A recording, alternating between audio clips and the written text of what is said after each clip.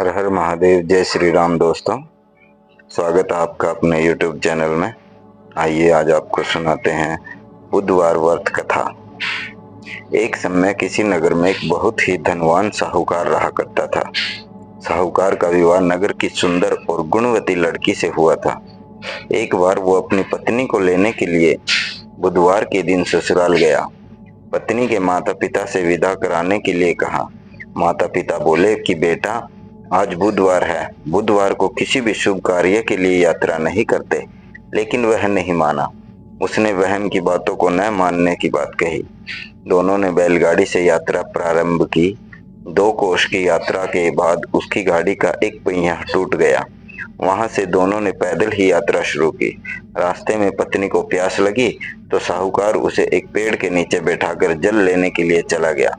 थोड़ी देर बाद जब वह कहीं से जल लेकर वापस आया तो वह बुरी तरह से हैरान हो उठा, क्योंकि उसकी पत्नी के पास उसकी ही शक्ल सूरत का एक दूसरा व्यक्ति बैठा था। पत्नी भी साहूकार को देखकर हैरान रह गई। वह दोनों में कोई अंतर नहीं कर पाई। साहूकार ने उस व्यक्ति से पूछा कि तुम कौन हो और मेरी पत्नी के पास क्यों बैठे हो?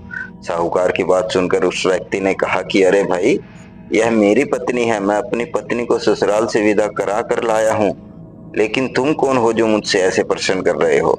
साहूकार ने लगभग चीखते हुए कहा कि तुम जरूर कोई चोर या ठग हो। यह मेरी पत्नी है। मैं इसे पेड़ के नीचे बैठाकर जल लेने गया था। इस पर उस व्यक्ति ने कहा कि अरे भाई, झूठ तो मत बोलो। पत्नी को प्यास लगने पर जल लेने तो मैं गया था।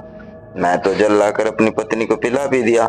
अब तुम चुपचाप यहाँ से चलते बनो, नहीं तो किसी सिपाही को बुलाकर तुम्हें पकड़वा दूंगा। दोनों एक दूसरे से लड़ने लगे।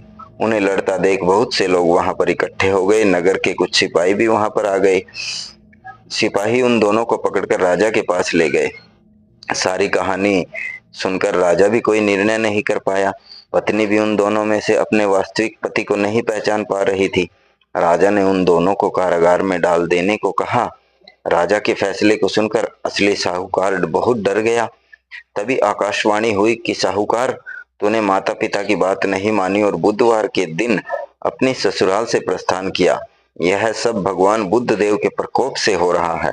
साहूकार ने भगवान बुद्ध देव से प्रार्थना की कि हे भगवान बुद्ध देव, मुझे क्षमा कर दीजिए।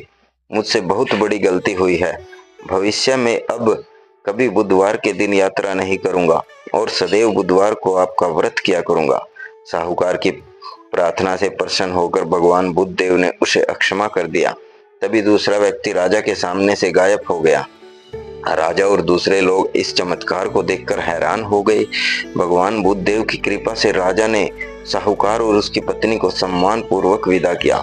कुछ दूर चलने पर रास्ते में उन्हें बैलगाड़ी मिल गई। बैलगाड़ी का टूटा हुआ पहिया भी जुड़ा हुआ था। दोनों उसमें बैठकर नगर की ओर चल दिए। साहूकार और उसकी पत्नी दोनों बुधवार का व्रत करते हुए आनंद पूर्वक जीवन यापन करने लगे। भगवान बुद्ध देव की कृपा से उनके घर में धन संपत्ति की वर्षा होने लगी। जल्द ही उनके जीवन में खुशियां ही खुशियां भर गई। बुधवार का व्रत करने से स्त्री पुरुष के जीवन में सभी मंगल कामनाएं पूरी होती हैं। बोले श्री बुद्ध देव जी महाराज की जय।